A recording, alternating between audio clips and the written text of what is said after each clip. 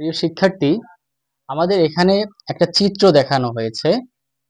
এই চিত্রটা হচ্ছে যে এই যে এখানে একটা দড়ি দেওয়া হয়েছে। এই দড়িটা যখন এই দিকে টান দেওয়া হবে, এই দিকে টান দেওয়া হলে আমাদের এখানে যে তিনটা বৃত্তাকার জিনিস রয়েছে এগুলা ঘুরবে। আমাদের প্রশ্ন চাওয়া হয়েছে যে এই দড়িটা টান দিলে কোন শাফটটি দ্রুত ঘুরবে। আমাদের এখানে শাফট বলতে বোঝানো হয়েছে বৃত্তাকার যে জিনিসগুলো রয়েছে, যেগুলোকে আমরা চালক দণ্ড বলি।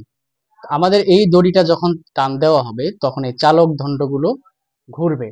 তাহলে এটা যখন টান দেওয়া হবে তাহলে কোন জিনিসটা দ্রুত ঘুরবে? আমরা যেটা জানি সেটা হচ্ছে, যদি কোনো জিনিস বৃত্তাকার কোনো জিনিসকে যখন ঘোরানো হয়, যেমন চাকা, আমরা যখন কোনো জিনিস চাকাকে ঘুরাই তাহলে দেখা যাবে ছোট চাকাটি সব থেকে বেশি ঘুরবে এবং বড় চাকাটি কম ঘুরবে। তাহলে এই দড়িটা যখন টান দেওয়া হবে তখন এই যে তিনটা শাফটের মধ্যে সব থেকে ছোট যেটি, সেটি হলো সব থেকে দ্রুত ঘুরবে এবং সব থেকে বেশি ঘুরবে। আমরা খালি চোখে দেখতে পাচ্ছি এখানে এ বি সি এই তিনটা শাফটের মধ্যে এ শাফটটি হচ্ছে সব থেকে ছোট। তাহলে আমাদের সঠিক উত্তর হবে এ।